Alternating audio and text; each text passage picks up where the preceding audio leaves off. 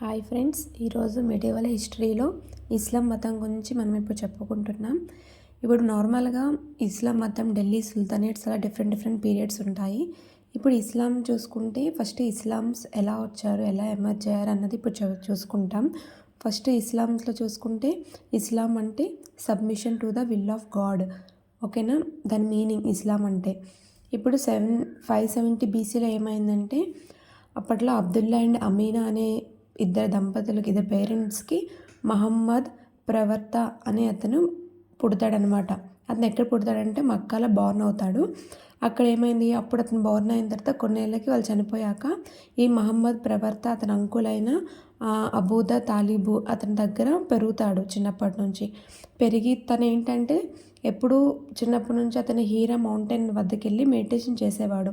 అక్కడ మెడిటేషన్ చేస్తూ ఒకరోజు ఆ మెడిటేషన్లోనే అతనికి జిబ్రాయిల్ అని ఒక దైవదూత కనిపిస్తుంది అనమాట.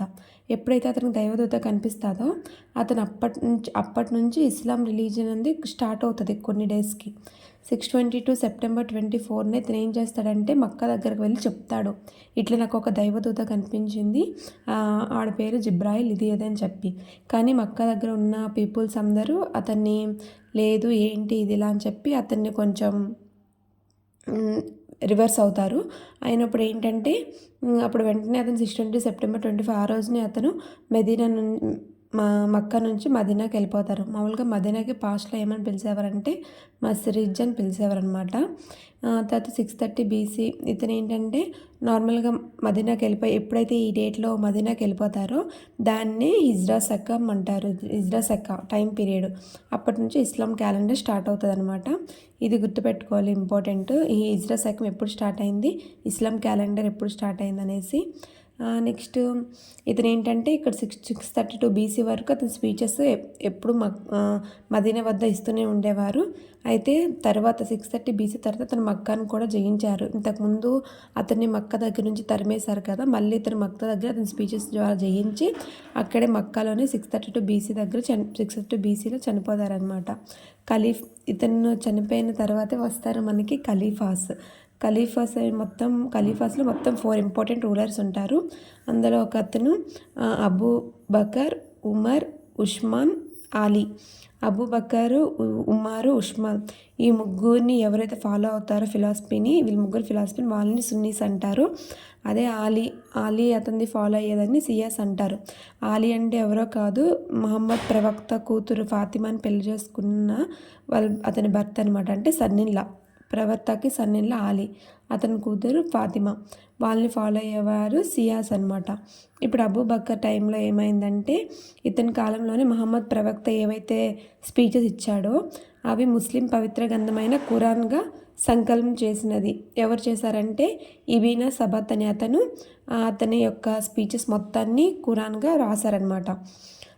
నెక్స్ట్ ఏంటంటే ఇప్పుడు ఇతను ప్రవర్త ఇచ్చిన స్పీచెస్ మొత్తం ఏమేమి ఉంటాయి దాంట్లో, అతను ఏం చెప్పాడో ఖురాన్లో అనేది ఉంటాయి అన్నమాట. ఇప్పుడు నార్మల్గా కల్మా అంటే ఏంటంటే అల్లా ఒక్కడే గాడు, నేను అతని యొక్క దైవదూత అని అర్థం. అంటే only God is one, that is Allah అని అర్థం. నెక్స్ట్ నమాజ్ అంటే Muslims everyday 5 times Mecca side తిరిగి ప్రేయర్ చేసి ఎవ్రీ ఫ్రైడే మసీద్లో ప్రేయర్ చేయాలని అని అర్థం నమాజ్ అంటే. రంజాన్ అంటే అదేంటంటే అదొక పీరియడ్, ఓకేనా, సీజనల్ పీరియడ్. సన్సైజ్ నుండి సన్సెట్ వరకు ఫాస్టింగ్ ఉండాలన్నమాట ఆ మాసంలో వాళ్ళు. హజ్ అంటే ప్రతి ముస్లిం తన లైఫ్లో ఒక్కసారైనా మక్కాకి విజిట్ చేయాలి, దాన్ని హజ్ అంటారు. ఇప్పుడు నార్మల్గా నోట్ అనమాట, ఇది గుర్తుపెట్టుకోండి.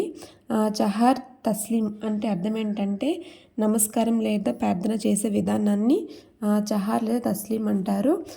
జకత్ అంటే ఇది అప్పట్లో నార్మల్గా గ్రాంట్స్ ఇచ్చేవారు, దాని అలా రాను ట్యాక్స్లో మారింది.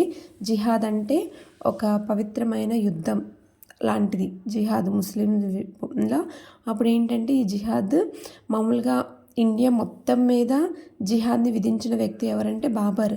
ఎప్పుడు కన్వా వార్లో నార్మల్గా విజయనగర ఎంపైర్ పైనే జిహాద్ని విధించిన ముస్లిం రూలర్ ఎవరంటే మహమ్మద్ షా III లేదా అరిస్టాటిల్ II. ఓకేనా, ప్రజెంట్ ఇది ఇస్లామ్స్ యొక్క ఎమర్జెన్సీ ఎలా వచ్చారు ఇండియాకి, ఏమైంది ఏంటి అని నెక్స్ట్ పార్ట్లో మనం అరబ్స్ యొక్క అటాక్స్, దండయాత్ర, వాళ్ళు ఎలా చేశారు ఇండియా పైన అటాక్స్ అనేది మనం నెక్స్ట్ పార్ట్లో చూద్దాం.